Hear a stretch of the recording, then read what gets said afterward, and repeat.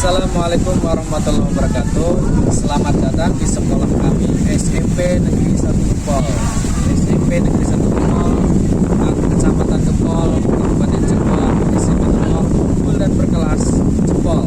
Terima kasih. Assalamualaikum warahmatullahi wabarakatuh.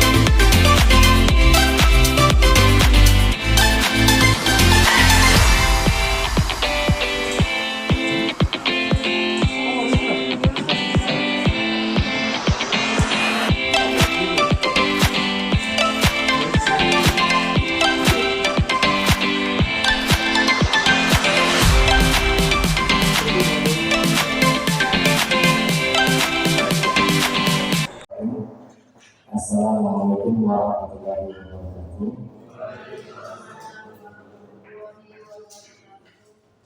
Alhamdulillahirabbil alamin wa bihi nasta'inu 'ala umuri dunya waddin. Assalatu wassalamu 'ala asyrofil anbiya'i wal mursalin wa 'ala alihi wa sahbihi ajma'in. Rabbi shrah li sadri wa yassir li amri wa hlul 'uqdatam min lisani yafqahu qawli wa fatahu. Yang terhormat Bapak Kepala SMP Negeri 1 Gempol, Bapak Adi SPD, yang kami hormati para Wakasek, dan yang kami hormati Bapak Ibu Guru yang sudah berkenan hadir, saya ucapkan terima kasih. Puji syukur alhamdulillah, marilah kita panjatkan dari Allah Subhanahu wa Ta'ala yang memberikan kita nikmat sehat, nikmat kesempatan, nikmat kekuatan sehingga kita bisa berkumpul di ruangan ini dalam rangka diseminasi pemahaman dan penerapan pengalaman budaya positif yang telah saya pelajari pada modul 1.4 program guru penggerak 11 Kabupaten Cirebon. Salawat serta salam marilah kita sampaikan pada uswatun hasanah kita, pada suri keluarga kita, panitia kita, habaib habib dan Nabi Muhammad sallallahu alaihi wasallam beserta keluarganya, para sahabatnya dan umatnya, sehingga kita digolongkan menjadi umat yang setia dan istiqomah dalam menjalankan risalahnya dan diberikan kesabarannya di hari akhir nanti. Amin Allahumma. Bapak Ibu yang kami hormati, pada kesempatan kali ini saya ingin menyampaikan praktik baik diseminasi budaya positif yang insya Allah nanti akan saya paparkan melalui kegiatan pada kali ini. Adapun susunannya, yang pertama nanti akan disampaikan oleh Bapak Kepala SMP Negeri 1 Gempol, Bapak Adi SPD. Selanjutnya langsung saja nanti akan saya menyampaikan diseminasi pada kegiatan kali ini. Sebelum melangkah pada acara yang selanjutnya, kita mulai dengan membaca basmalah. Bismillahirrahmanirrahim. Ya. Selanjutnya yaitu sambutan dari Bapak Kepala SMP Negeri 1 Gempol kepada Bapak Adi SPD. Kami persilakan. Terima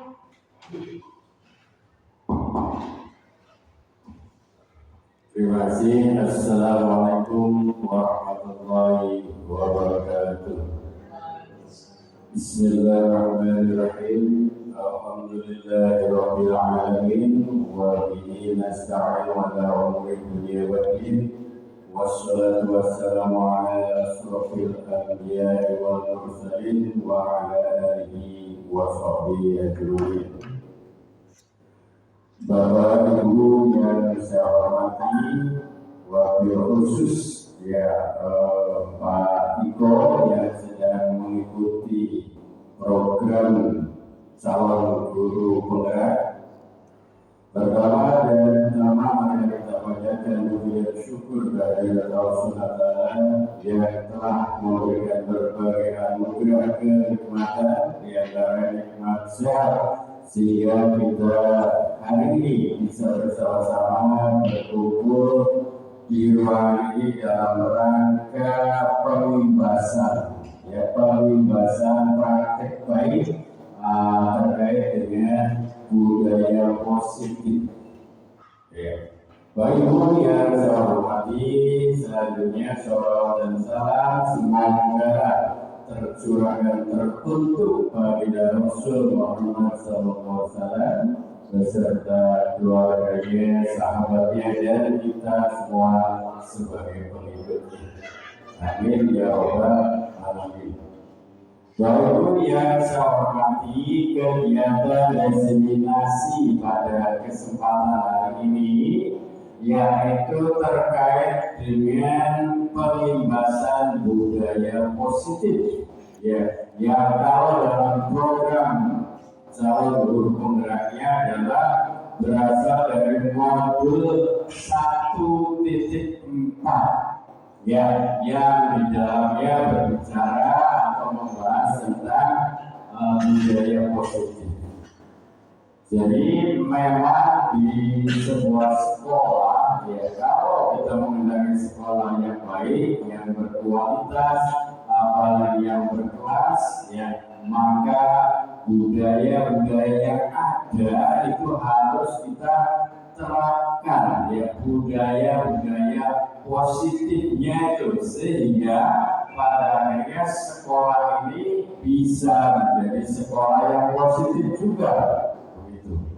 Ibu Bapak sangat beruntung bisa mendapatkan undangan untuk hadir di sini, karena ini adalah materi atau ilmu ini adalah ilmu yang ada di program guru penggerak. Bapak Ibu ya, walaupun belum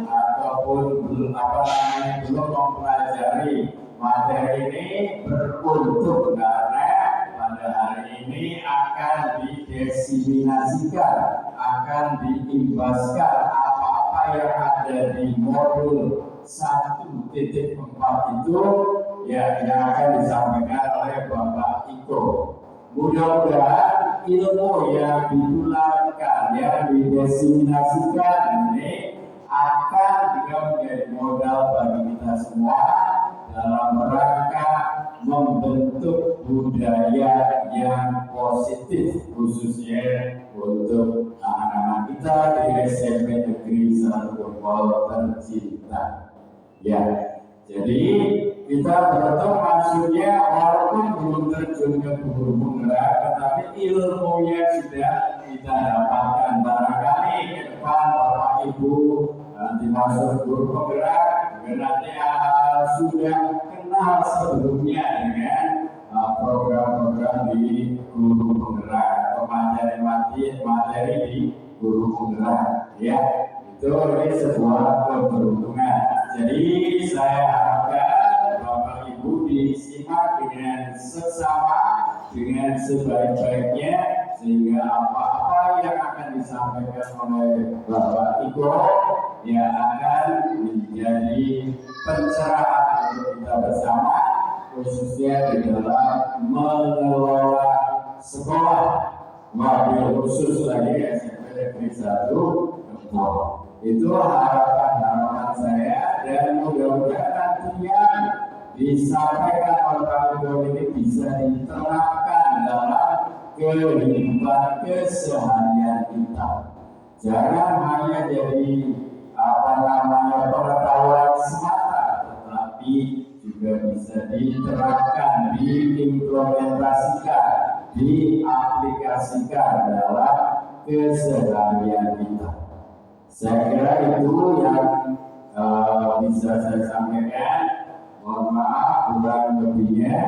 Ya, saya akhiri billahi taufiq wal hidayah. Wassalamualaikum warahmatullahi wabarakatuh.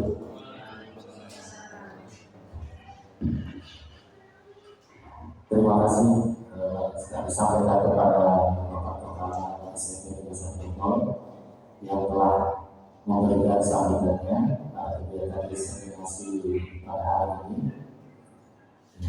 Terima kasih Pak dan sampaikan. Selanjutnya yaitu saya akan coba menyampaikan praktek melalui kegiatan diseminasi ini kepada Bapak dan Ibu seperti itu.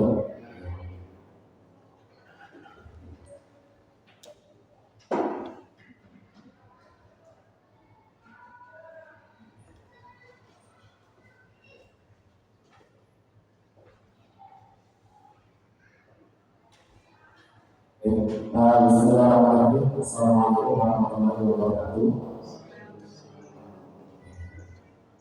Yang terhormat kepada Bapak Ibu senior, jadi sebelumnya saya mengucapkan mohon maaf pada kegiatan kali ini kami tidak menggurui, namun kami ingin mencoba menyampaikan pengalaman belajar pada program pendidikan guru gerak pada modul 1.4. Dan sebenarnya ya setelah saya ikuti kegiatan ini itu ternyata sudah kita lakukan semua, namun mungkin belum terakomodir ya.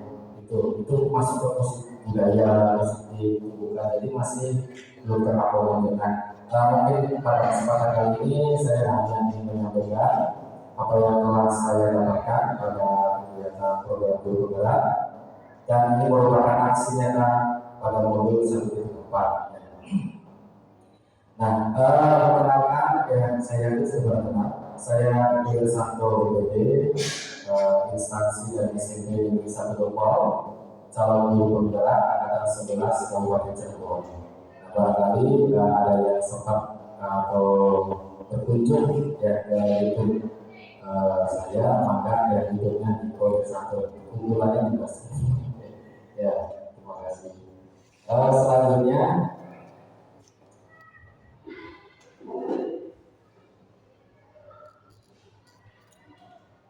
pada kesempatan kali ini saya akan menyampaikan diseminasi pemahaman dan diseminasi pemahaman dan penerapan budaya positif. Nah, pengalaman yang telah saya dapatkan, pada kegiatan kali ini.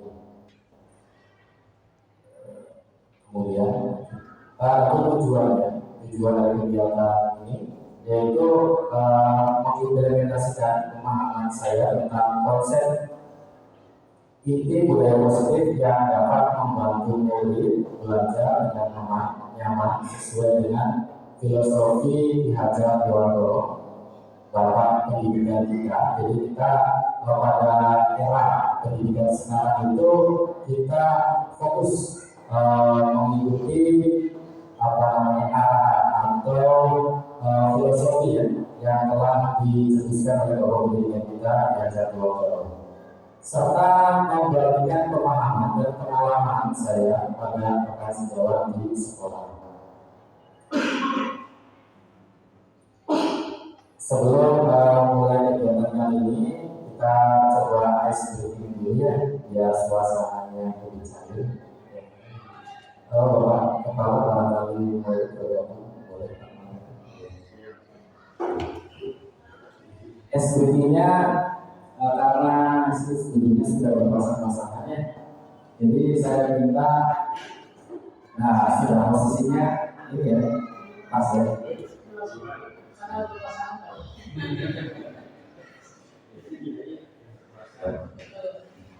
Bapak Ibu,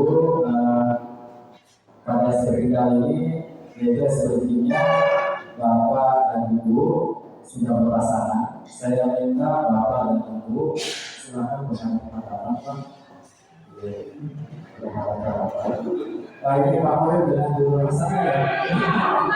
Ya tapi ya Pak sebentar ya. Nah,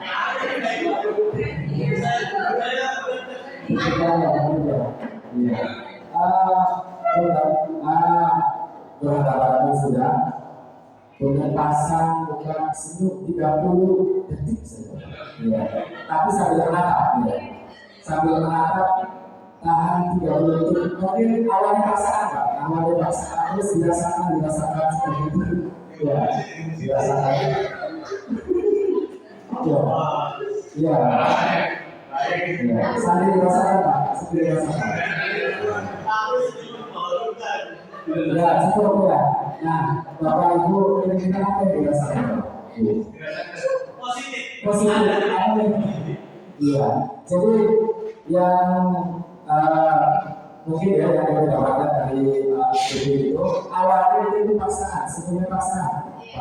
Lama-lama jadi ingin sendiri kelas, jadi tahu sendiri gitu ya. Nah seperti itu. Bahaya apa? Ya bahaya ya. Nah itu berkaitan dengan budaya positif. Budaya positif itu awalnya berasal dari pasangan. Tapi nanti setelah kita jalani, kita nikmati, kita hayati itu akan menjadi suatu keindahan atau apa namanya kenikmatan kita dalam menjalani kegiatan seperti itu. Nah itu makna dari tadi seperti saling senyum seperti itu ya. Kemudian ada kandung sebelum memulai kegiatan selanjutnya yaitu jalan-jalan ke Indramayu. Jangan lupa mangga dulu. Selamat pagi Bapak Ibu, atau siang. Ya, selamat pagi Bapak Ibu. Mari simak presentasi ini. Ya.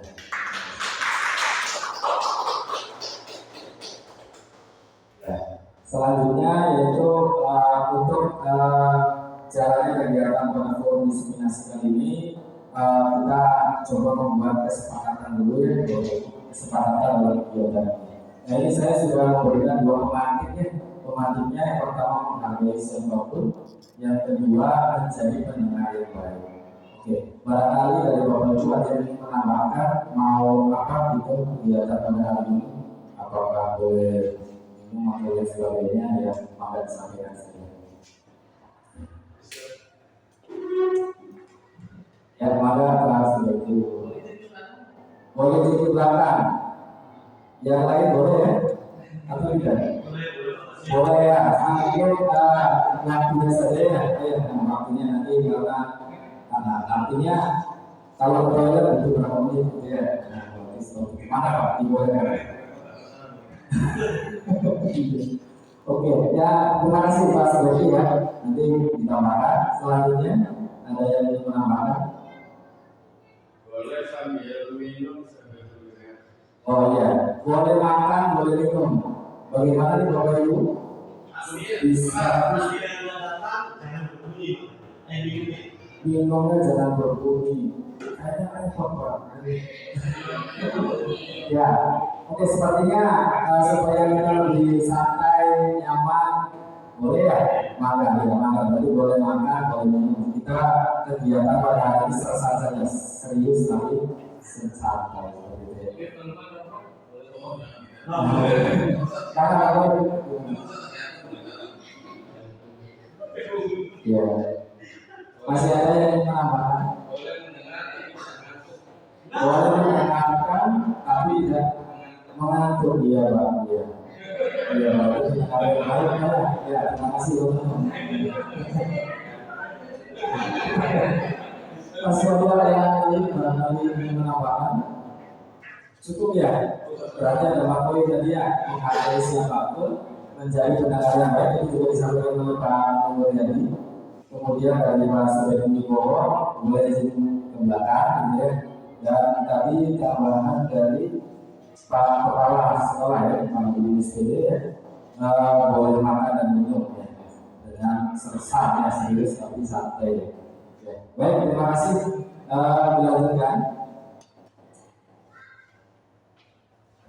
Pertanyaan pemantiknya, apa pentingnya menciptakan suasana positif di lingkungan kelas ataupun sekolah? Nah ini merupakan pertanyaan yang mendasar buat kita ya. Kira-kira penting nggak sih suasana positif di lingkungan sekolah kita? Pentingnya Bapak Ibu ya. Iya, karena dengan suasana positif itu akan tercipta suasana yang positif yang di dalamnya ada kondusif, aman, nyaman, tenteram, adem, ayem ya, seperti itu ya. Ya, jadi penting ya Bapak Ibu ya. Ya, selanjutnya. Selanjutnya pada konsep inti dari budaya positif ini dipelajari materi-materi yang pertama perubahan paradigma belajar, kemudian disiplin positif, nilai-nilai kebajikan, kebutuhan dasar manusia, motivasi perilaku manusia, posisi kontrol guru, keyakinan kelas, dan segitiga institusi. Jadi budaya positif itu erat kaitannya dengan murid. Ya. Hal ini selaras dengan filosofi Hajar Dewantara, yaitu pendidikan yang berpihak kepada murid atau student center ya. Jadi sampai ada yang protes karena bahasanya Hajar Dewantara itu seorang guru itu harus menghamba pada murid. Nah, menghamba bukan menghamba itu pada Tuhan seperti itu. Nah, menghamba di situ artinya bukan menyembah anak, tapi berfokus pada anak untuk menuntun tumbuh kembang anak. Lanjut. Ya, ini paradigmanya ya.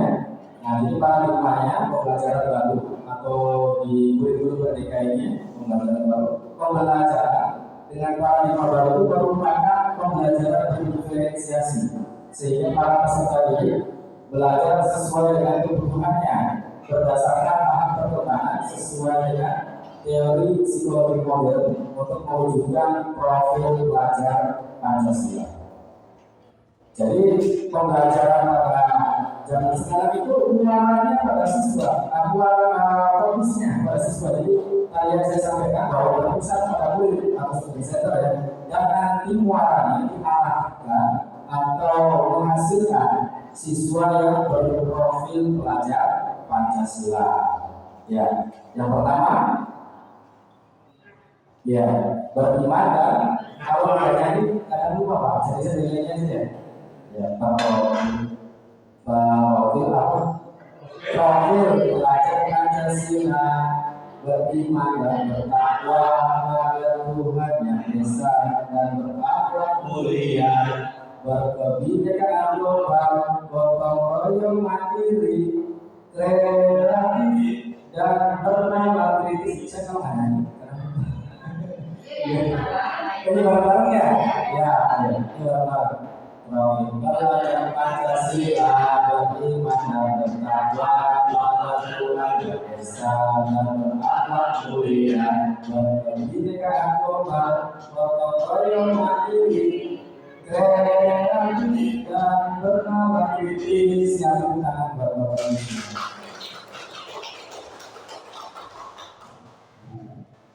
Selanjutnya, nah di sini terjadi miskonsepsi tentang teori kontrol.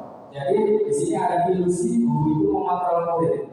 Nah, yang benar itu adalah guru tidak bisa mengontrol murid, hanya bisa menuntun, mengarahkan murid ya. Dan jadi sebenarnya menurut Hajar Dewantara itu murid itu sudah punya garis-garisnya. Cuma garis-garisnya masih sama, sehingga kita sebagai pendidik atau guru itu bertugas untuk menambahkan garis-garis yang masih sama tersebut. Jadi kita tidak bisa mengontrol, karena yang bisa mengontrol itu adalah diri sendiri ya.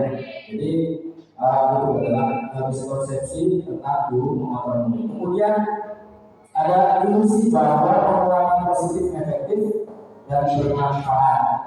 Selanjutnya ada ilusi bahwa membuat merasa bersalah mampu menguatkan karakter tidak.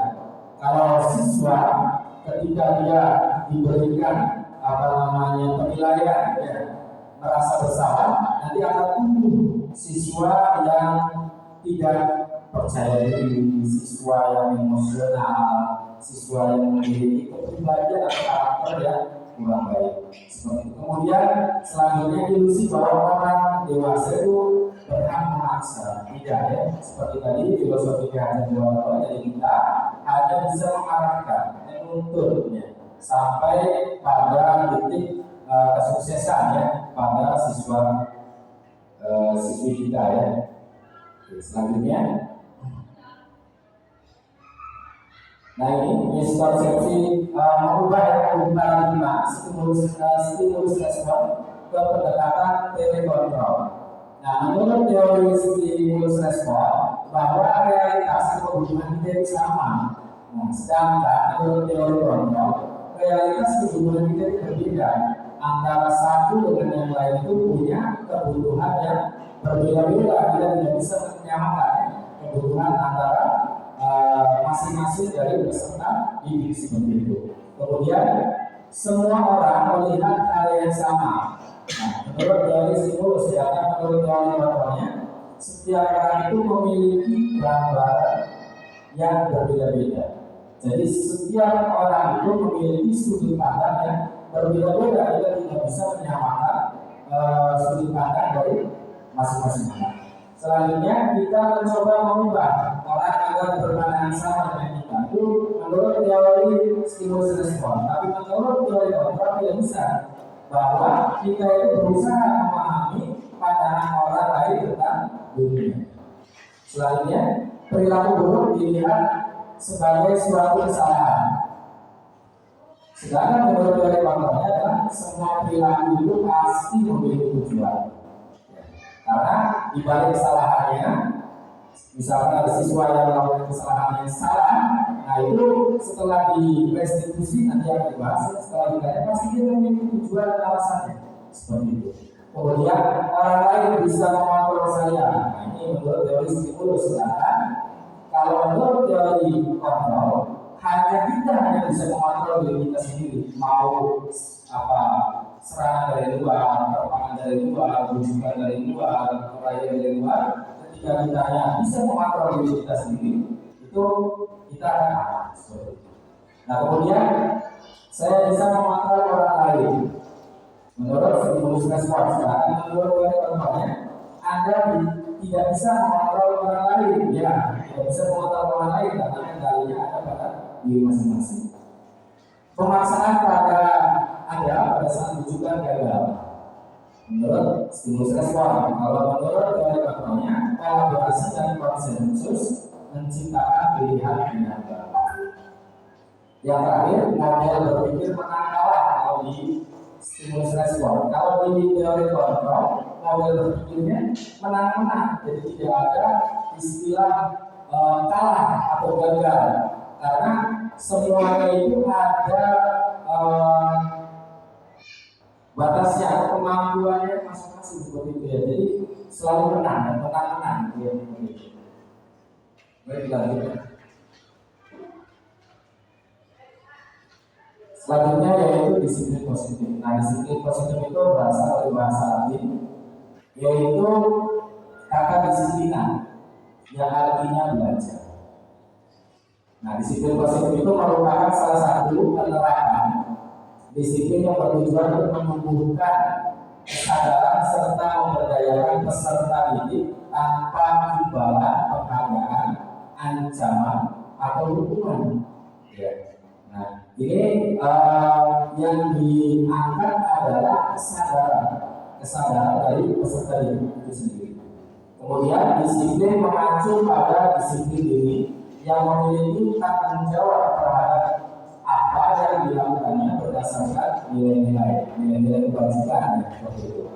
Kemudian sebagai pendidik, tujuan kita adalah menciptakan peserta didik yang memiliki disiplin diri sehingga mengacu pada nilai-nilai kebajikan universal dan memiliki motivasi intrinsik dari dalam diri seperti kesadaran diri seperti itu adalah motivasi intrinsik dalam perubahan perilaku yang lebih baik.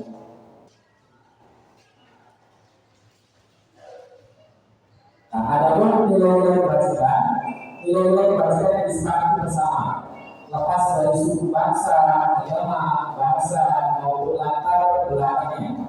Nah, contoh-contoh nilai kebajikan institusi atau organisasi. Jadi sesuai dengan pendidikan di zaman sekarang atau era baru ini, pendidikan harus merujuk pada profil pelajar Pancasila. Ya. Jadi nilai kebajikannya berlima, bertakwa pada Tuhan Yang Esa, bertakwa mulia, kemudian mandiri, bertakwa kritis, berpemikiran global, bergotong royong, dan kreatif. Selanjutnya nilai kebajikan dari remedial program. Ya. Nah, itu ada toleransi, rasa hormat, integritas, mandiri, menghargai, antusias, empati, keinginawan, kreativitas, kerjasama, percaya diri, dan berkomitmen.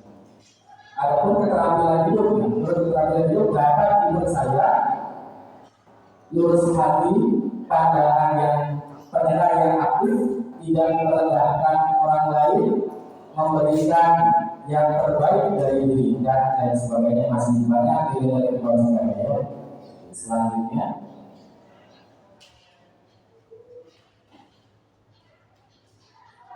sekarang kita coba definisi nilai-nilai kebajikan apa yang Anda baru sampaikan pada guru Anda di kelas dan di sekolah.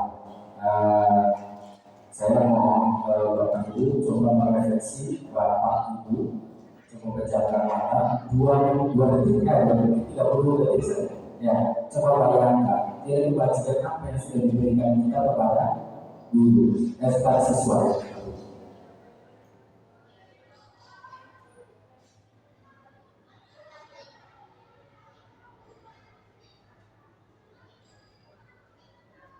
Sudah ya, barangkali ada yang ingin menyampaikan nilai kebajikan apa yang sudah diberikan kepada siswa-siswi kita pada hari ini, kemarin atau kemarin, untuk merefleksi diri kita ya, sejauh mana kita sudah memberikan nilai-nilai kebajikan kepada siswa-siswi kita.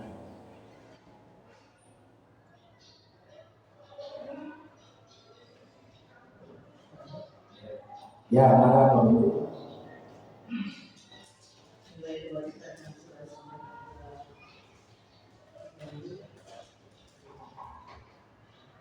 Terima kasih Pak Ito untuk kesempatannya. Mungkin nilai kebajikan yang disampaikan pada siswa dari diri kita sendiri, yaitu tentang penjualan. Karena dalam proses pembelajaran juga saya selalu menekankan kesana siswa harus melakukan kegiatan pembelajaran yang jujur. Mungkin banyak. Terima kasih kepada Pak Sudadi. Betul sekali Pak. Jadi dengan jujur itu kita akan menjadi orang yang baik seperti itu ya. Karena kunci dari orang baik itu salah satunya adalah jujur. Ya, terima kasih Pak Sudadi. Selanjutnya barangkali menyampaikan nilai-nilai kebajikan yang sudah diterapkan atau sudah disampaikan kepada siswa-siswi kita.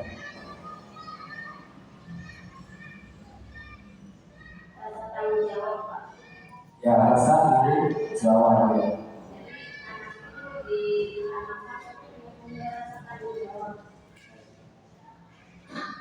Oh, ya, ke tempat dia.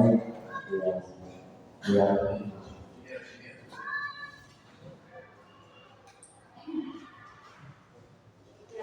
Nilai kebajikan yang sudah saya tanamkan kepada murid itu yaitu tanggung jawab Pak. Karena dengan rasa tanggung jawab anak itu memiliki kesadaran. Seperti misalkan saya kasih tahu ke anak-anak tolong ya, kalau misalkan sebelum jam pelajaran itu kelas harus dalam keadaan bersih. Sudah ditanamkan seperti itu, anak-anak tahu akhirnya apa kalau pelajaran saya itu kalau misalkan belum bersih lagi belum masuk Pak. Seperti itu tanggung jawab yang saya tanamkan kepada. Terima kasih buat Ibu perasaan sangat luar biasa. Jadi kita sebagai pendidik itu kita kita bila perlu kita programkan dalam diri kita itu harus menyampaikan nilai-nilai kebajikan kepada siswa. Ya. Kenapa? Karena dengan nilai-nilai kebajikan tersebutlah kita akan membangun siswa yang berbudaya positif. Terima kasih kepada Bapak Ibu semua yang sudah mau menyampaikan refleksinya pada kesempatan kali ini. Selanjutnya, Bapak Mentor Primarius Program atau PIDP ya, program pendidikan yang didirikan dengan tujuan memberikan pendidikan holistik pada siswa di usia ini. Program ini dirancang untuk membantu siswa mengembangkan pengetahuan, keterampilan dan sikap yang akan mendukung keberhasilan mereka di dunia yang semakin global. Karena tantangan kita sekarang di era globalisasi ya. Jadi mungkin tantangan yang kita hadapi dulu tidak seperti anak-anak pada zaman sekarang. Ada kebutuhan dasar manusia, ada 5 ya. Kebutuhan dasar manusia adalah sesuatu yang kita lakukan untuk mendapatkan apa yang kita inginkan. Seluruh tindakan yang kita lakukan memiliki tujuan tertentu dan semua usaha terbaik yang akan kita lakukan adalah dalam rangka agar kebutuhan dasar kita terpenuhi dengan baik. Ada 5 dasar kebutuhan manusia yang harus dipenuhi. Yang pertama yaitu bertahan hidup seperti makan, pakaian, tempat tinggal, keamanan dan kesehatan.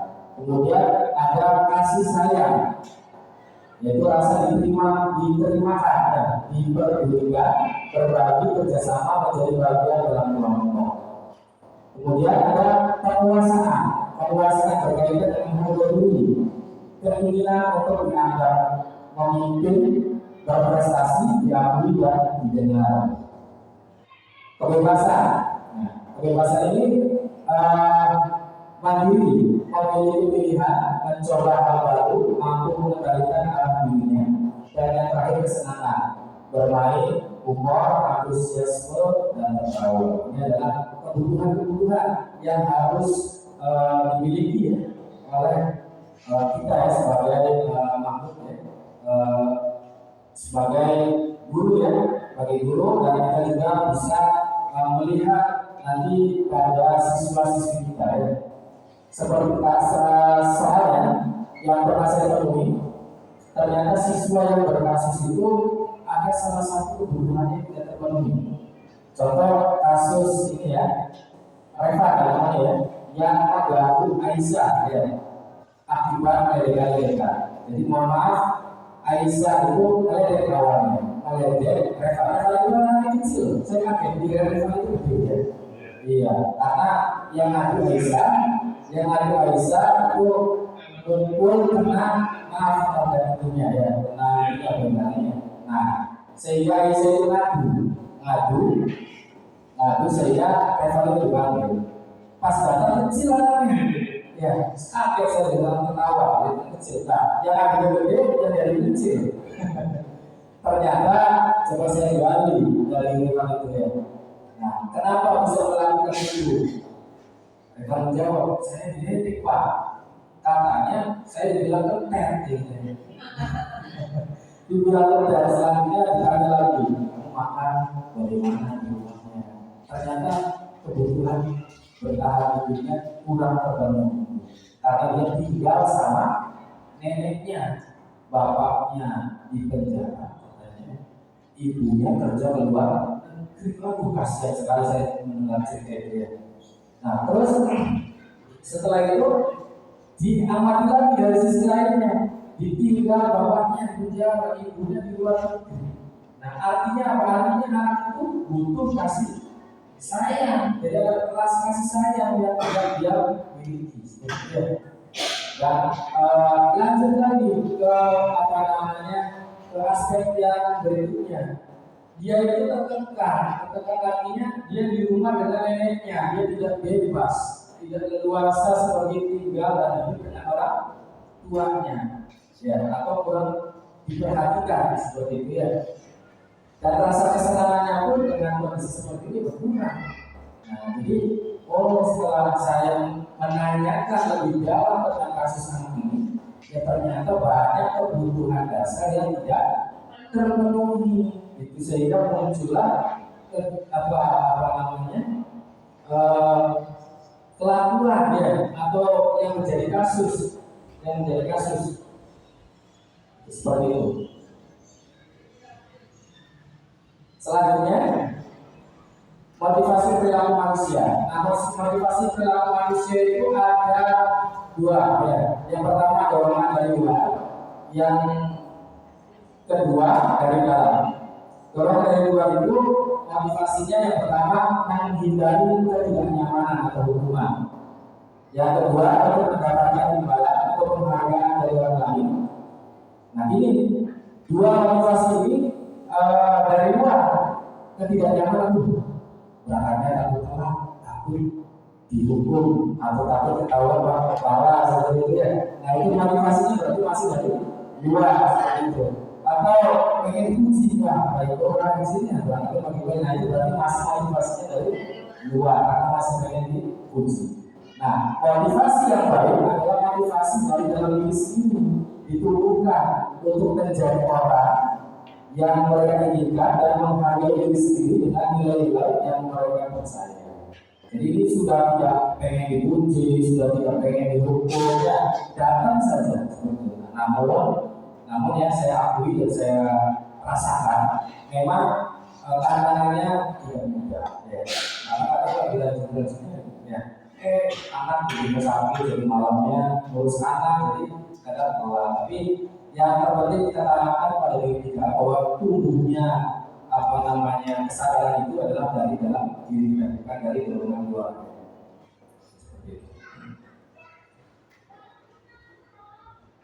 Nah, refleksinya yang pertama, sebagai guru saat Anda hadir mengajar di kelas, tepat waktu, motivasi apakah yang mendasari tindakan? Apakah Anda datang tepat waktu karena tidak ingin ditegur oleh kepala sekolah dan kemudian mendapat surat peringatan atau diberi ketidaknyamanan dan hukuman, atau Anda ingin mendapatkan pujian dari kepala sekolah ya, dan dapat penghargaan sebagai guru berprestasi, mendapatkan imbalan atau penghargaan dari orang lain, atau Anda ingin menjadi orang yang menghargai waktu, menghargai diri Anda sendiri sebagai teladan bagi murid Anda karena Anda percaya tindakan Anda sebagai guru akan dicontoh oleh murid.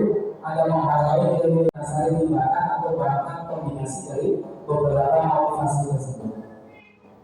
Kira-kira sebagai seorang guru itu kita mengajar tepat waktu itu karena motivasi apa nih, Bapak Ibu? Dari ya betul Bapak ya, luar biasa. Mula apa muncul dari dalam diri sendiri tanpa takut ada yang rumah atau ingin dipuji ya seperti itu. Ya betul. Nah, untuk menuju arah itu memang tidaklah mudah ya. Artinya mungkin dimulai dari paksaan dulu, dari luar dulu, seperti takut dihukum, terus ingin mendapatkan penghargaan. Nah, setelah itu mungkin jadi kuat, artinya jadi tanpa motivasi dari luar. Ya, boleh. Terima kasih. Jadi kadang kita tuh bukan hanya dari diri sendiri, tapi ada kombinasinya juga ya dari luar. Iya, itu bilang aja. Ya, betul. Lalu jangan kedua, bila di sekolah Anda tidak ada peraturan yang mengharuskan guru datang tepat waktu dan tidak ada surat teguran bagi guru yang datang terlambat dan tidak ada alasan yang menjaga, apakah Anda akan tetap datang tepat waktu untuk hadir mengajar murid-murid Anda? Yes. Jawabannya apa? Yes. Ya. Alhamdulillah ya. Jadi walaupun tidak ada peraturan, ya, kita sudah tumbuhkan kesadaran diri kita ya bahwa itu adalah merupakan tanggung jawab kita. Kita itu ditunggu oleh murid. Nah, dan murid tersebut akan meniru apa yang dicontohkan oleh gurunya. Yang menurut filosofi Hajar Dewantara sih guru itu menjadi panutan atau contoh teladan yang baik ya. Ingarso Sukulodo ya. Jadi teladan-teladan kita itu akan ditiru oleh peserta didik. Selanjutnya hukuman, konsekuensi dan restitusi. Nah, hukuman itu tidak terencana dan sifatnya spontanitas, sedangkan konsekuensi itu terencana dan disepakati melalui aturan ya, dan restitusi itu adalah proses menciptakan kondisi murid untuk memperbaiki kesalahan ya, kolaboratif yang mengajarkan pada murid untuk mencari solusi sendiri. Jadi murid itu dipancing untuk mencari solusi itu sendiri ya. Selanjutnya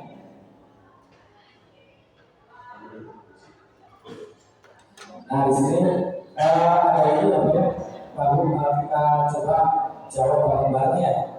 Ada soal yang itu termasuknya apakah hukuman, konsekuensi atau restitusi. Nah pada kesempatan ini restitusinya nggak ada, jadi adanya hukuman nggak, konsekuensi karena restitusinya ada di pembahasan sendiri. Nah ini berdasarkan ini tadi ya. Jadi kalau konsekuensi ciri-cirinya modelnya dibuat pertama, ya. Kemudian sikap guru selalu memonitor murid. Nah itu tadi belum terbaca ya.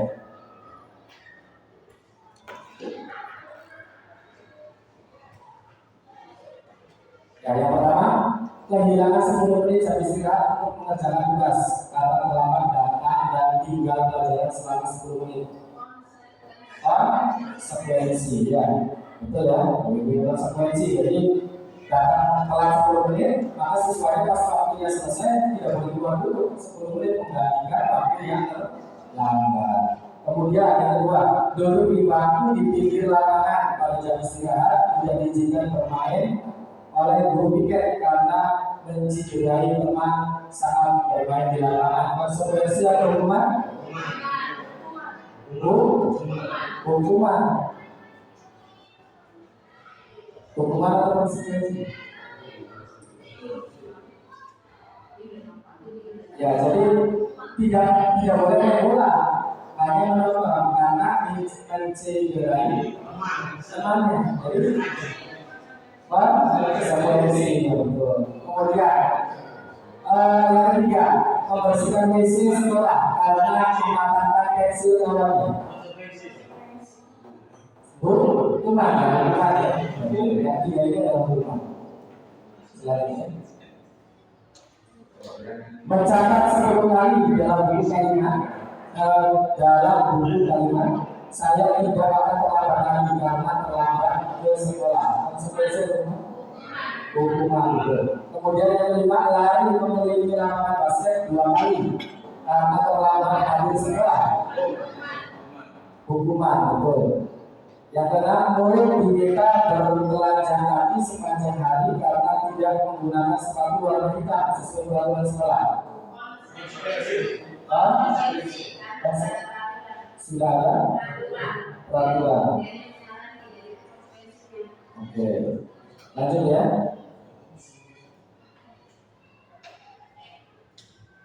Membersihkan coretan yang dibuat di meja tulis. Konsekuensi, murid diminta menghapuskan 15 kali karena tidak menggunakan masker di sekolah. Hukuman ya. Terus menggantikan kertas tugas teman yang telah dicoret-coret. Konsekuensi ya. Yang terakhir, berjemur di lapangan basket pukul 12 siang karena mengobrol dengan teman. Oke, jadi secara tidak langsung kalau misalkan hukuman itu bersifatnya spontan, ya bersifat spontan dan tidak ada arah untuk pendidikan seperti itu. Kalau konsekuensi diberikan arah untuk memperbaikinya atau menyadari kesalahannya itu. Kemudian yang selanjutnya, 5 proses sebagai guru. Yang pertama, guru itu sebagai pembentuk. Kemudian guru itu sebagai pembuat merasa bersalah. Guru itu merupakan teman dan guru merupakan pemantau. Yang terakhir guru sebagai manajer.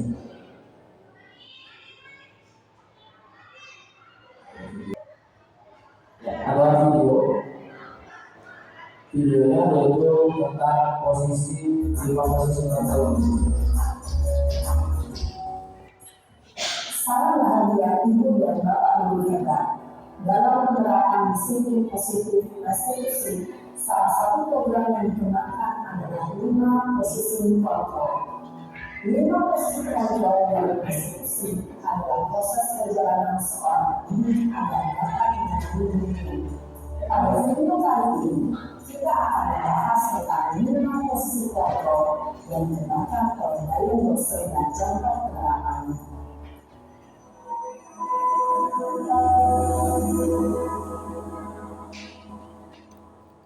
Lima posisi kontrol itu adalah 1. Posisi terhukum, 2. Posisi pembuat merasa bersalah, 3. Posisi teman, 4. Posisi pemantau atau monitor, dan 5. Posisi manajer. Untuk lebih memahami kelima posisi tersebut, mari kita saksikan kasus Nader yang terlambat hadir 20 menit di sekolah dan melihat bagaimana kelima posisi kontrol dalam menghadapi masalah tersebut.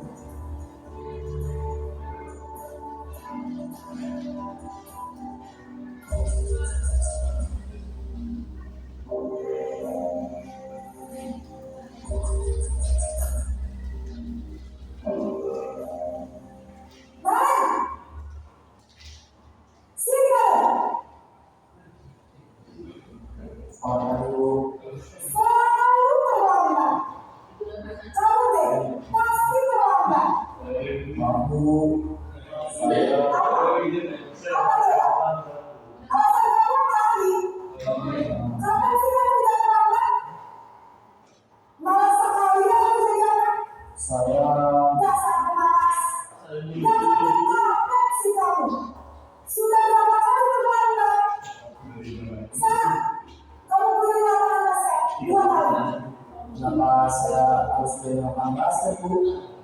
Kenapa? Kamu tahu, berani-beraninya jawab sudah terlambat, masih berani jawab enggak? Sekarang, kamu lihat basket 5 kali sekalian, biar kapok.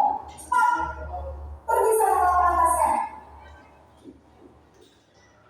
Posisi pendukung biasanya berbicara dengan nada tinggi, menghadap, menunjuk-nunjuk, menyakiti, dan menyindir. Hukuman bisa berupa fisik maupun psikis. Ibu dan bapak guru hebat. Dampak yang terjadi pada guru ketika guru berada pada posisi pendukung adalah guru cenderung akan memberontak, bahkan menyimpan dendam.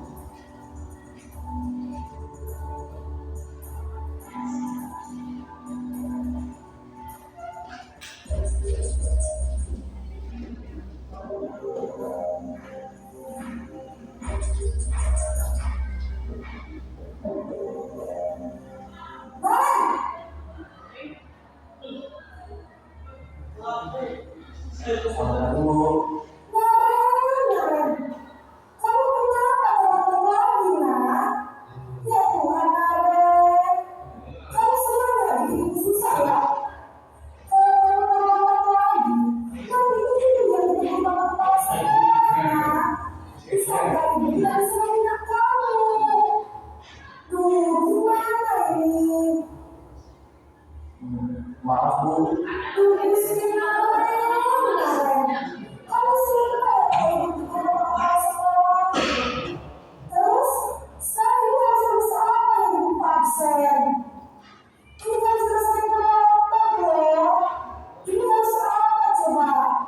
Maaf, Bu. Maaf sekali. Ya sudah, lain kali jangan bikin susah lagi ya Kak ya. Ini tidak akan lagi dalam diri terus. Bisa jatuhkan kalau begitu bapak sekolah. Sampai cepat kelas. Maaf ya, Bu. Maaf sekali. Posisi membuat rasa bersalah berbicara dengan nada tenang, cenderung lembut, namun kata-kata yang diutarakan membuat Guru merasa menjadi orang yang gagal. Memandang buruk dirinya sendiri, merasa tidak berharga, dan tidak sanggup membahagiakan orang lain. Ketika Guru mengambil posisi pembatasan besar, murid akan menganggap dunia yang bersalah dan ia akan melimpah emosi negatif tersebut di dalam dirinya.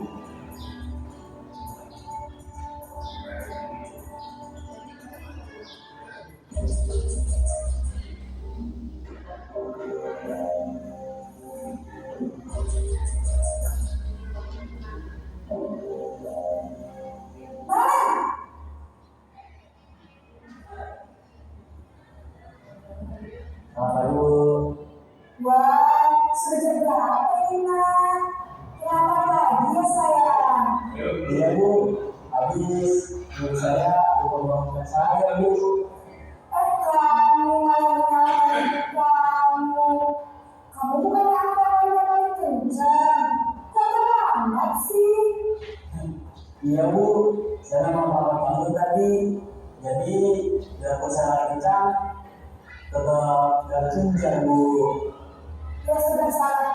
Nanti lagi kau lagi lebih kencang lagi ya. Biar gak terlambat lagi. Bikin seru ibu demi ibu. Bisa kan? Bisa Bu.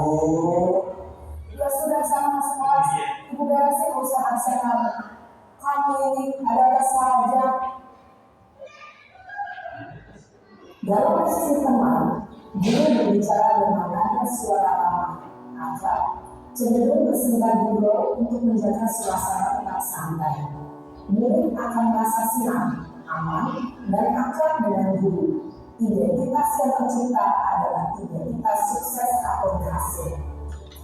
Namun, kemungkinan karena ini masih dorongan eksternal, maka ada faktor ketergantungan dari murid kepada orang tertentu. Di sini, Guru aksennya segera berlalu waktu, murid bisa berperilaku baik, namun hanya kepada orang-orang tertentu saja.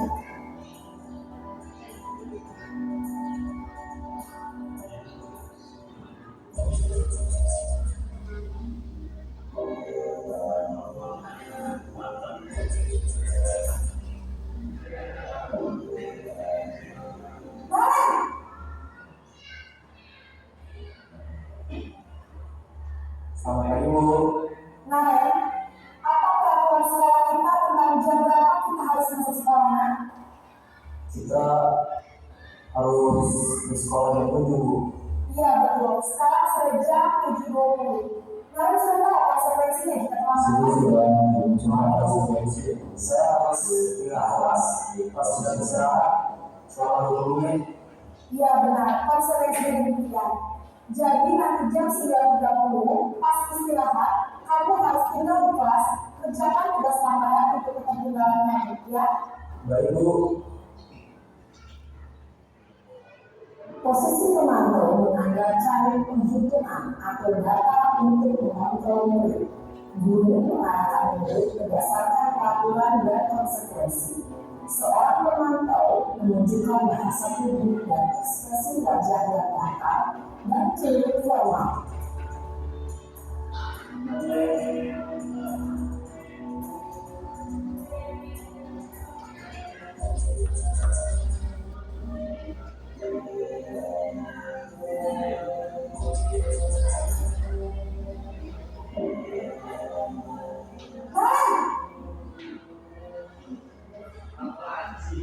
Selamat pagi Bu.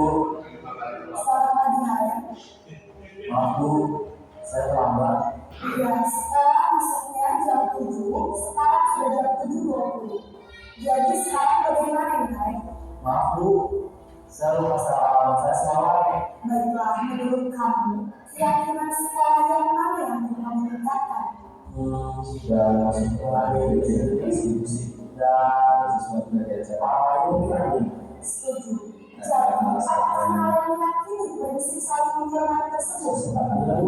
Saya intinya Apakah kalian bersedia memperbaiki masalah keterlambatan ini? bersedia Bu. Bagaimana cara memperbaiki masalah keterlambatan ini? Saya Saya akan coba untuk di dalam ruangannya alam saya, Bu. Baik, kalau dalam pernikahan alam di rumah, ada orang yang kira-kira bisa mengingatkan tidak? Ada, Bu. Kata saya, Kak Emma. Ada lagi selain Kak Emma? Selain Kak Emma, ada ibu saya. Baik, jadi yang mengingatkan Anda adalah Kak Emma dan Ibu Maria. Kira-kira akan mulai saat kapan Anda? Setelah pulang sekolah, akan segera saya lakukan. Baik, jadi kalian akan secara alami untuk bangun besok pagi dan akan diingatkan oleh kakak dan ibu dan ayah. Ada lagi yang mungkin perlu dilakukan ayah agar tidak terlambat bangun lagi. Tidak ada, Bu. Baik ayah, terima kasih sudah sama kami. Sekarang kami kembali ke kelas ini belajar. Baik, Bu. Terima kasih. Posisi manajer adalah posisi kontrol yang disarankan untuk pemimpin untuk memiliki sikap disiplin yang positif, yaitu belajar mandiri, bertanggung jawab, dan dapat memecahkan masalah. Tujuan dari posisi ini adalah agar murid dapat berefleksi atas tindakannya. Guru akan terus memberikan pertanyaan-pertanyaan bermakna, sehingga membuat murid dapat belajar dari kesalahannya dan mencari sebuah solusi untuk menyelesaikannya.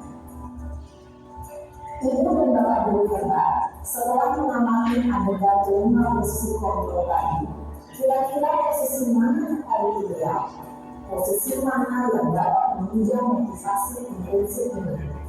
Ya, tentu posisi manajer. Posisi ini memang posisi ideal yang ingin dituju setiap pendidik. Pada posisi inilah, guru dapat menerapkan disiplin positif dan memihak pada murid yang memerdekakan murid. Perjalanan seorang pendidik tentunya tidak mudah untuk sampai pada posisi seorang manajer. Namun, tujuan kita pasti, yaitu menciptakan murid-murid yang mandiri, merdeka, dan bertanggung jawab. Semoga penggambaran 5 posisi kontrol yang telah memperlihatkan ini dapat menjadi ajar refleksi bagi kita semua, agar dapat terus mengasah dan menerapkan disiplin positif yang memerdekakan diri. Mari terus berlatih dengan semangat. Selamat menerapkan. Salam dan bahagia, Ibu dan Bapak Guru hebat. Ya, kita sudah menyaksikan dari posisi kontrol guru. Yang pertama, guru itu sebagai pemukul, guru sebagai pemukul. Jadi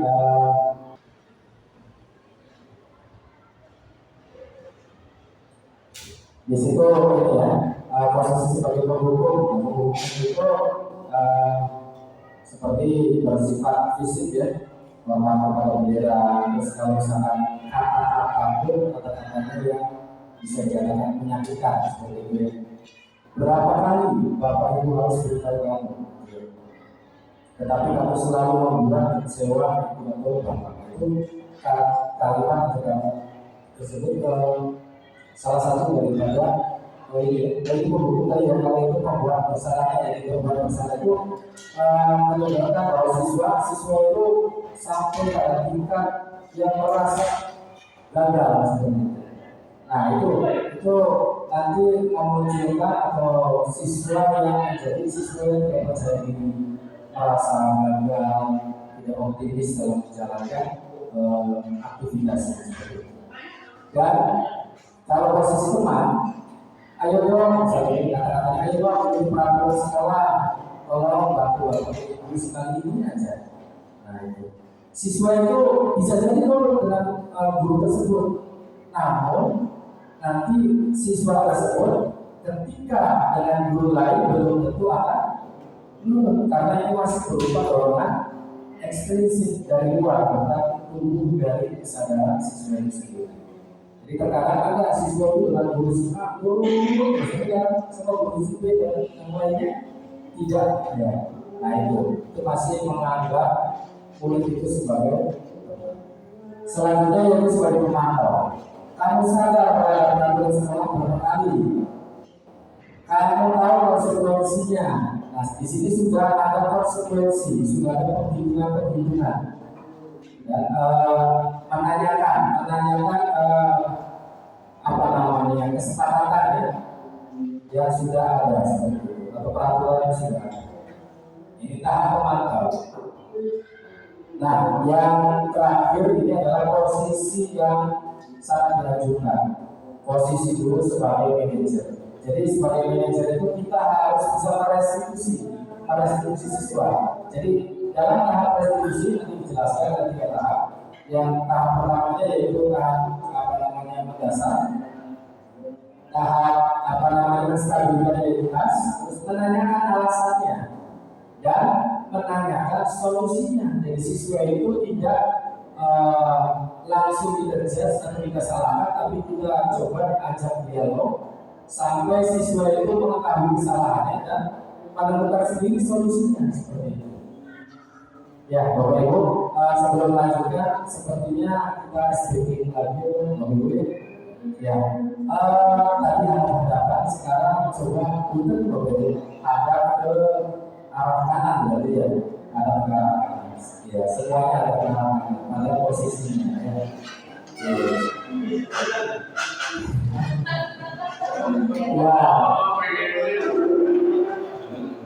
Ya. Selanjutnya yang di belakang pegang pundak itu.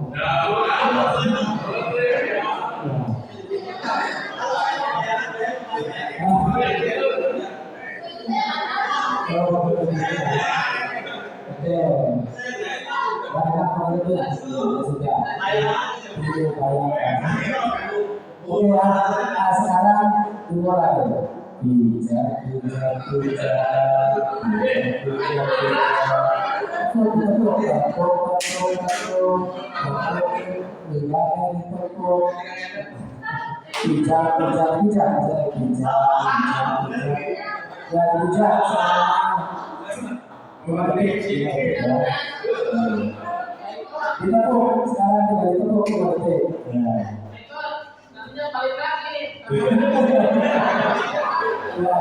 Oke, sekarang balik ya,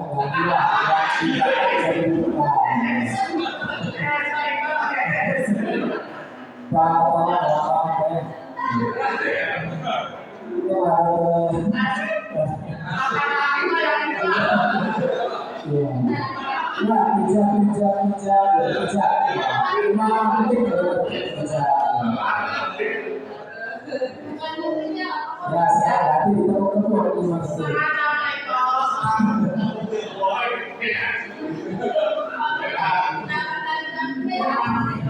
Ya cukup ya, terima kasih Bapak Ibu. Selanjutnya kita coba ada beberapa soal berkaitan dengan posisi kontrol ya, dengan posisi kontrol. Yang pertama, saya kecewa sekali dengan kamu ini berat. Kira-kira apa nih? Posisi guru sebagai apa? Merasa bersalah. Selanjutnya, kamu tidak pernah benar melakukannya. Nah, ini sambil menunjuk-nunjuk ini posisi guru apa? Mengukur, itu ya, Bapak-Ibu. Lalu, wah ini kanvasnya nggak seperti biasa, jadi pindahnya lebih otomatis. Yang gambarnya itu apa? Apa rencanamu untuk menyelesaikan masalah ini? Rencanamu, jadi manajer ya sudah menanyakan solusinya, sudah menanyakan solusi dari siswa itu maksud untuk menyelesaikan masalahnya sendiri. Kemudian, ayolah lakukan dari bapak ibu. Mereka adalah tenang ya, posisi guru seperti itu. Silakan kamu lari keliling lapangan 5 kali putaran. Apa ya? Posisi guru sebagai penghubung. Kamu tahu sudah jam berapa ini? Berarti kamu tahu konsekuensinya. Mari kalau sedang menghitung-hitung ya, menghitung-hitung dan menanyakan konsekuensi. Seperti itu. Lanjut ya, mau seperti apa kelas ini setiap pelajaran ribut terus? Posisi apa? merasa bersalah, betul sekali ya. Ya silakan Pak. Nah itu sudah ya. Terima kasih Bapak Ibu tadi sudah mau bersama-sama mencoba menjawab 5 posisi guru ya. Selanjutnya yaitu keyakinan kelas. Mengapa keyakinan kelas bukan peraturan kelas? Itu kenapa ya?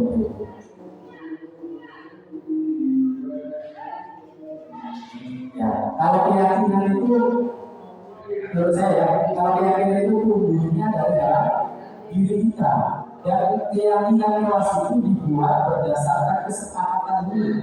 Ya, kesepakatan dulu. Ada kesepakatan yang seperti bersama kemudian diyakini. Nah itu menjadi keyakinan kelas. Sedangkan peraturan itu dibuat oleh sepihak. Ya, dibuat oleh sepihak. Jadi tanpa meminta pendapat atau keinginan-keinginan dari audiensnya. Jadi ini peraturannya seperti itu, bersifat kaku. Ya. Jadi peraturan itu lebih bersifat kaku seperti itu.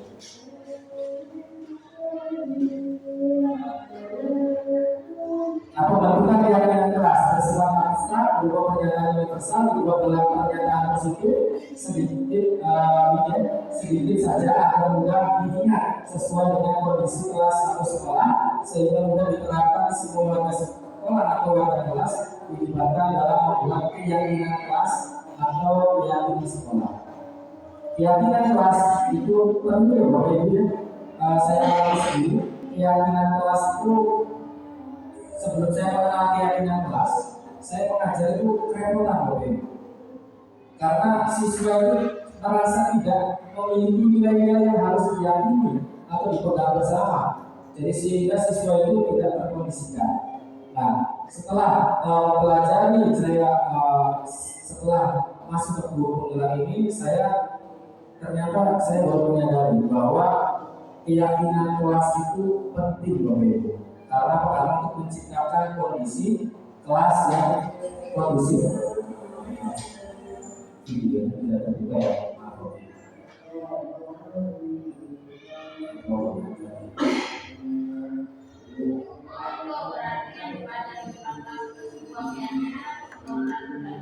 Kalau sudah jadi dan disepakati itu adalah keyakinan dia. Ya, keyakinan kelas. Ya, jadi karena sudah harus diyakini ya, harus diyakini bersama.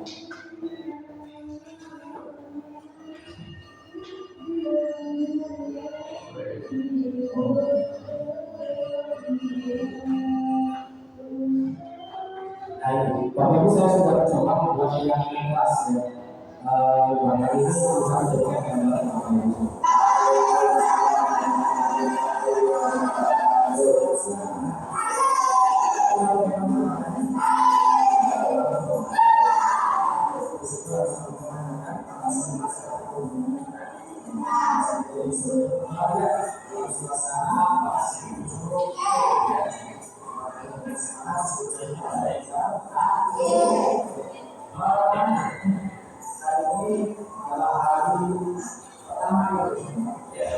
Biasanya dibahas awal sehingga itu di awal sudah musik artinya sudah terkondisikan.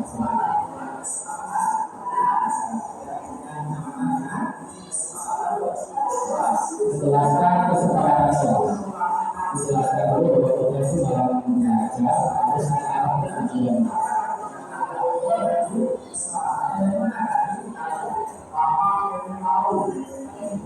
Kesepakatan kelas ini dari siswa, jadi sebenarnya siswa yang belajar di kelas itu seperti apa? Siswa di aktif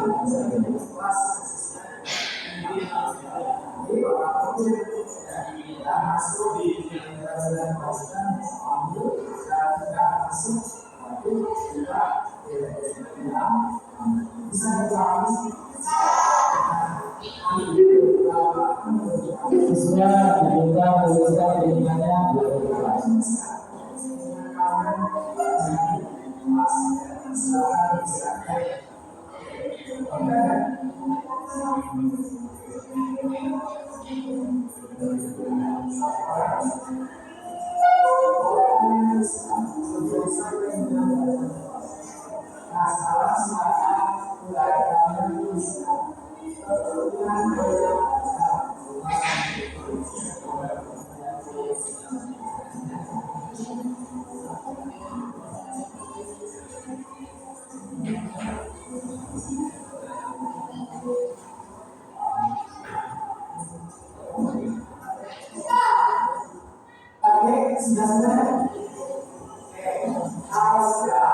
Buat siswa diminta mengumpulkan kalian menuliskan kertas yang sudah disediakan di depan kampus.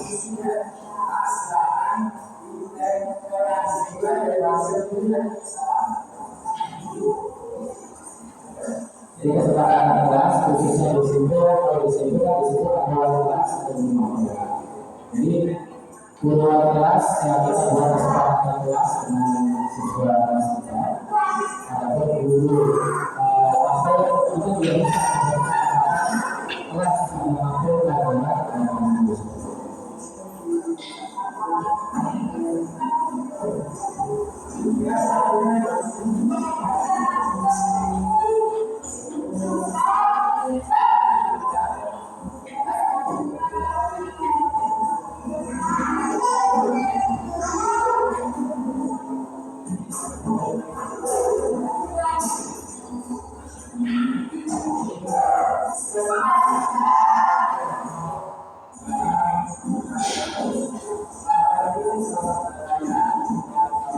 program saya kerja awalnya dari siswa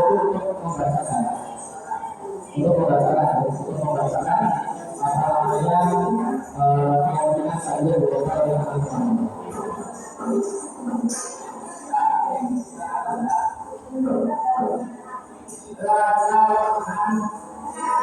Dulu menuliskan kita tulis dulu kita akun keinginan siswa, kemudian setelah bertahun keinginannya kita beri penghargaan kepada siswa.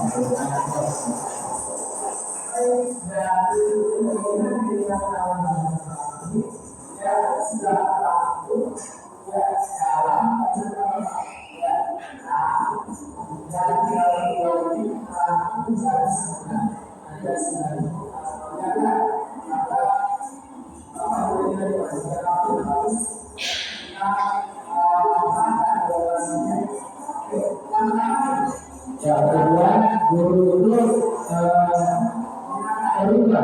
berubah kalimat positif menjadi kalimat negatif. Contohnya tidak membuat sampah sembarangan. Kata tidak itu masih negatif ya, belum kalimat yang positif. Jadi berubah berdasarkan nilai-nilai kebajikan. Sampah atau jalan kebersihan. Berubah kalimat dalam kalimat tersebut. Selanjutnya,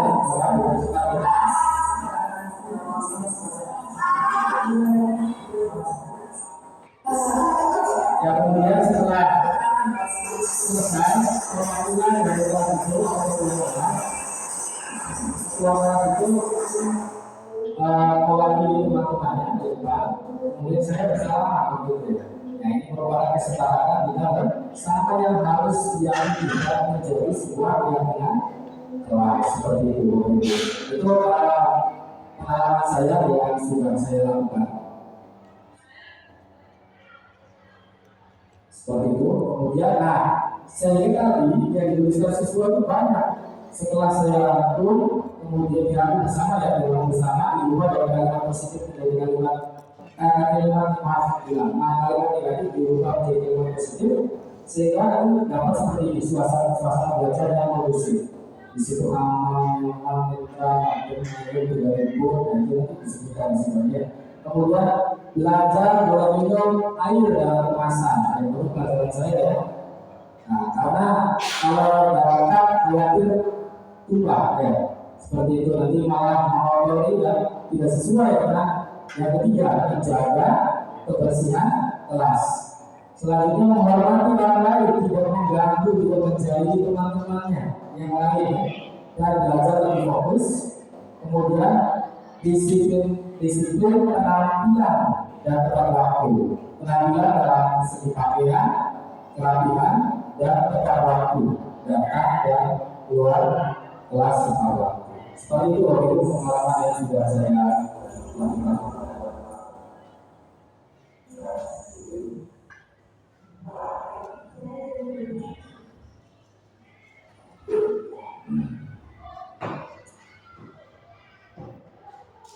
Mama tuh yang boleh materi di bawah sendiri.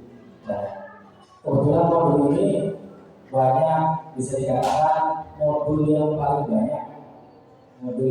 banyak materinya dan tugas-tugasnya, tapi memang manfaatnya sangat luar biasa.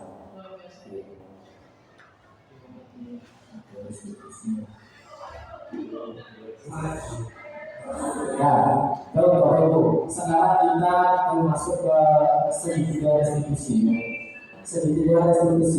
Nah, segitiga restitusi itu proses menciptakan kondisi bagi murid untuk memperbaiki kesalahannya, sehingga karakter mereka lebih kuat ketika kembali pada kelompoknya dengan karakter yang lebih kuat ya.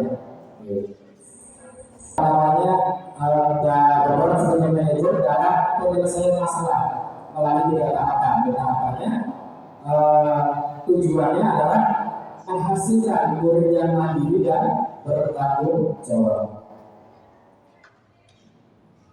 Kemudian ada tahapan dari segitiga restitusi itu. Yang pertama yaitu menstabilkan identitas. Jadi menstabilkan identitas itu semacam penguatan dulu. Jadi siswa yang salah itu tidak langsung dijudge salah, tapi diberikan penguatan dulu. Contohnya seperti setiap orang pasti pernah mengalami kesalahan. Itu adalah hal yang manusiawi. Nah itu merupakan menstabilkan identitas. Atau misalkan kamu bukan salah satu orang yang salah, masih ada yang lain juga salah. Jadi distabilkan dulu kondisinya. Kemudian setelah itu validasi tidak ada yang salah. Nah yang kedua, validasi tidak ada yang salah itu bisa dengan menanyakan, kamu tentu percaya, kamu tentu punya alasan mengapa melakukan hal itu. Jadi ditanyakan alasannya, diajak berpikir sebenarnya ada cara yang lebih efektif untuk mendapatkan apa yang kamu butuhkan. Nah seperti itu. Dan tahap yang ketiga yaitu menanyakan keyakinan. Nilai apa yang telah kita sepakati bersama. Lalu kesepakatan apa yang sudah kita lakukan? Apa sudah kamu lakukan seperti itu? Nah itu jadi tahapannya ada tiga: menstabilkan identitas, validasi tidak ada yang salah, dan menanyakan keyakinan kelas. Oke, ini ya. Tadi ini lebih apa ya? Menstabilkan identitas seperti berbuat salah itu wajar, tidak ada manusia sempurna. Bapak Ibu juga pernah melakukan salah, Bapak Ibu tidak mau mencari siapa yang salah, tapi Bapak Ibu mencari solusi dari permasalahan ini. Kamu berhak merasa begitu. Nah ini pada tahap kondisi menstabilkan identitas. Selanjutnya tahap validasi tindakan. Jadi kamu pasti punya alasan mengapa melakukan itu. Padahal kamu bisa melakukan yang lebih buruk dari dia. Nah itu. Kamu patut bangga karena telah melindungi sesuatu yang lebih kuat. Jadi ini digali penguatannya ya, berdasarkan alasan-alasan. Kamu melakukannya karena memahami sesuatu yang ketiga. Nah seperti itu. Kemudian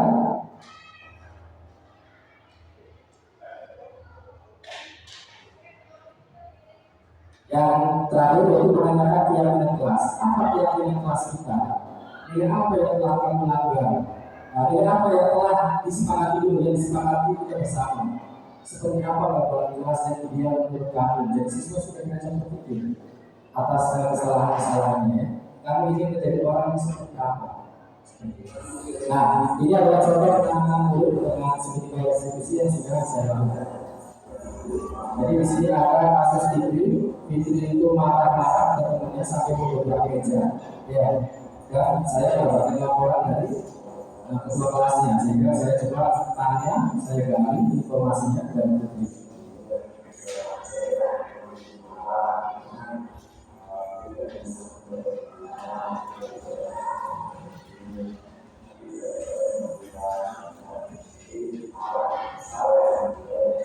itu perawatan pemeliharaan.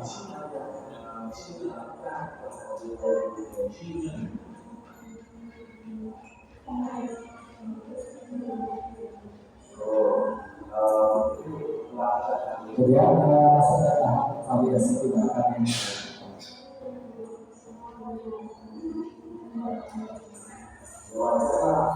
kita berikan belajar langsung manusia punya salah sebenarnya di dulu.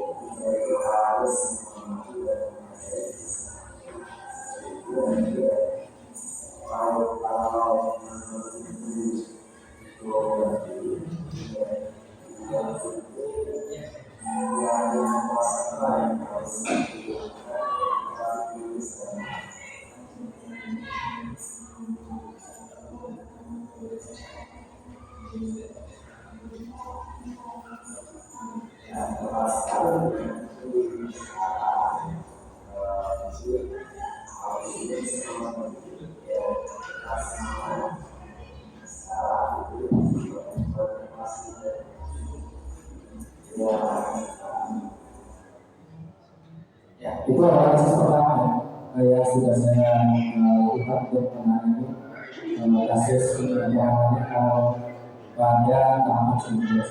Terima kasih kepada Bapak-Bapak semua sudah berkenan mempersandai kita pada kegiatan diseminasi ini. Ya. Thank you Bapak, Ibu. Terima kasih banyak kepada Bapak Ibu semua sudah berkenan hadir pada kesempatan kali ini. Saya mohon maaf bila ada salah kata untuk tutur atau lain sebagainya karena manusia tempatnya saya.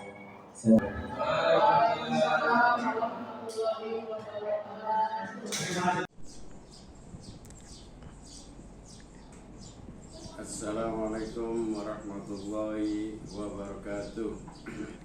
Bismillah, alhamdulillah, wassalatu wassalamu ala rasulillah, amma ba'd. Alhamdulillah pada kesempatan hari ini kita masih diberikan berbagai kenikmatan oleh Allah SWT sehingga pada kesempatan hari ini saya akan memberikan testimoni terkait dengan diseminasi Pak Iko sebagai calon guru penggerak yang telah disampaikannya. Pertama ingin saya sampaikan dulu, nama saya Abidin SPD, jabatan Kepala SMP Negeri 1 Gempol, Kabupaten Cirebon. Bertugas di SMP ini kurang lebih 15 bulan ya. Dan sudah kenal Pak Iko Irsanto dengan baik ya. Itu data saya. Selanjutnya saya ingin menyampaikan umpan balik ya terkait dengan apa yang telah disampaikan oleh Pak Iko dalam diseminasi khususnya tentang budaya positif ya. Jadi saya pikir apa yang telah disampaikan oleh Pak Iko itu amat bermanfaat ya, baik untuk para guru peserta diseminasi maupun untuk pengembangan sekolah ya. Insya Allah kalau memang apa yang telah didiseminasikan itu benar-benar dipahami, ya diinternalisasi, kemudian diimplementasikan di kehidupan sehari-hari di sekolah, itu akan membawa dampak positif ya untuk perubahan sekolah. Apa yang telah disampaikan oleh Pak Iko dalam diseminasi meliputi berbagai hal kaitannya dengan budaya positif ini. Ada disiplin positif, ada posisi kontrol guru, juga keyakinan kelas, segitiga restitusi, ya, kebutuhan dasar manusia, dan teori kontrol. Di situ dijelaskan bahwa seorang guru ya memiliki peran yang penting dalam ya mengembangkan budaya positif sekolah. Pun dalam hal-hal menciptakan situasi kelas yang nyaman, yang aman, dan yang kondusif, dan juga bagaimana ya mengatasi problema-problema atau permasalahan yang ada di kelas maupun di sekitar kelasnya.